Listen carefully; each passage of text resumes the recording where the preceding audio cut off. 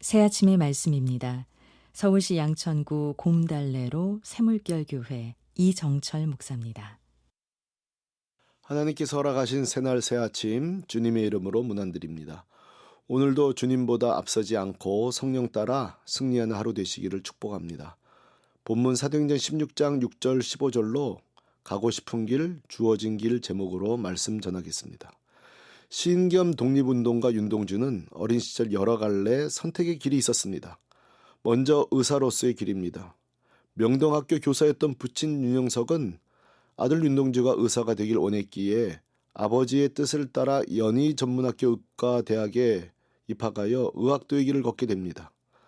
그러나 도무지 문학에 대한 마음을 접을 수 없었던 윤동주는 일본으로 건너가 영문학과 시를 공부하면서 두 번째 문학의 길을 걷습니다. 편하게 책만 볼 수 없었던 윤동주는 민족저항시를 쓰며 세 번째 독립운동가의 길을 걷다 결국 체포되어 해방을 6개월 앞둔 1945년 후쿠오카 형무소에서 27살에 사망합니다. 한 문학평론가는 윤동주의 삶을 향해 자신이 쓴 서시와 같이 살다가 갔다고 말합니다. 서시의 일부입니다. 잎새에 이는 바람에도 나는 괴로워했다. 그리고 나한테 주어진 길을 걸어가야겠다. 25살 꿈 많은 청년 윤동주는 아버지의 뜻도 아닌 자신의 뜻도 아닌 결국 하늘로부터 나에게 주어진 길을 걸어갔습니다. 이것은 신앙의 원리에도 그대로 적용됩니다. 인생은 축구처럼 전반전과 후반전이 있습니다. 인생 전반전은 내가 내 인생의 주인이 되어 내 뜻대로 내가 하고 싶은 대로 내 계획대로 가고 싶은 길을 갑니다. 그러나 온 세상과 내 인생의 주인 되신 하나님을 만나는 인생 후반전에 들어섭니다. 죄로 죽었던 내가 예수 그리스도로 말미암아 다시 생명을 얻었다는 놀라운 소식을 깨닫게 된 인생 후반전을 경험하게 됩니다. 태초부터 나를 향한 하나님의 놀라운 계획과 섭리, 뜻이 있다는 것을 발견하는 후반전을 맞이할 때 우리는 비로소 내가 가고 싶은 길이 아니라 윤동주의 표현처럼 나한테 주어진 하늘의 길을 갑니다. 성경에는 인생 전반전, 즉 가고 싶은 길을 가다가 하나님의 뜻을 깨닫고 인생 후반전, 주어진 길을 간 분들이 많이 등장합니다. 대표적인 사람이 아브라함입니다. 아브라함은 당대 최고 도시 메소포타미아에 살았습니다. 이곳은 잘 알려진 세계 4대 문명 중 하나입니다. 옛날 사람은 태어나면 서울로 보내고 말은 태어나면 제주도로 보내라고 했는데 당시에는 사람이 태어나면 메소포타미아로 보내라고 했을 것입니다. 누구나 가고 싶은 길, 누구나 살고 싶은 도시입니다.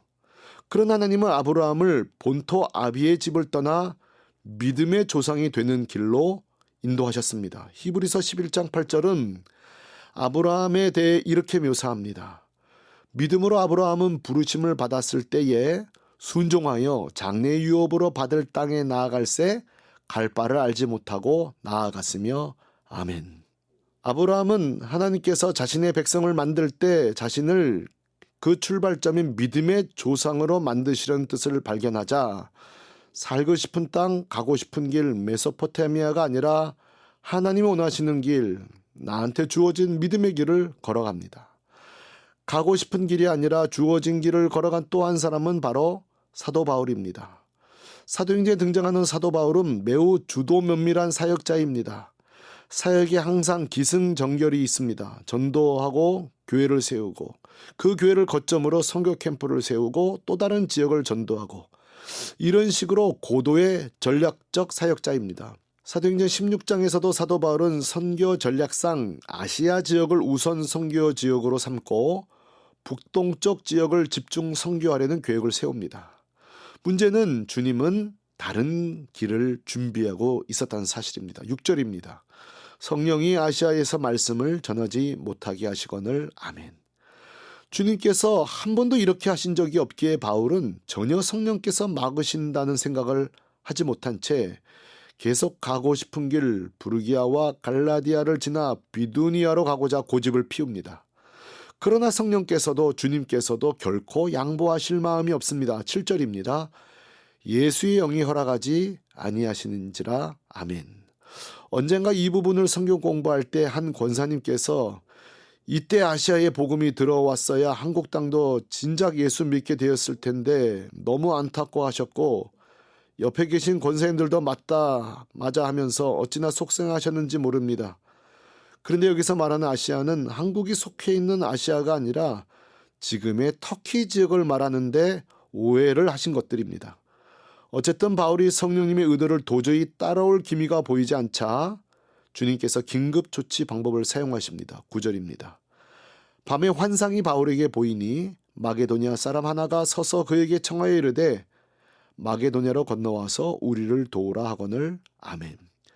애청자 여러분, 우리는 여기서 몇 가지 중요한 사실을 인정해야 합니다. 첫째, 내가 가고 싶은 길도 있겠지만 주님께서 원하시는 길, 꼭 주시고 싶은 길도 있다는 사실을 우리는 인정해야 됩니다. 둘째, 하나님의 뜻을 모르면 계속 고집 피우는 인생이 될 수 있다는 현실입니다. 셋째, 하나님께서 주시기 원하는 길이 정말 중요할 때는 하나님은 결코 양보하지 않으신다는 사실입니다.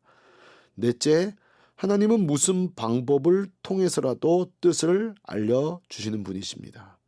결국 바울은 나한테 주어진 길을 환상을 통해 깨닫습니다. 10절입니다.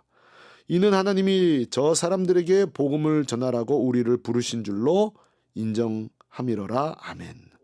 순종하고 마게도냐 두아디라 도시에 들어가 보니 바울은 왜 주님께서 이 길로 인도하셨는지 깨닫게 되는데 14절입니다.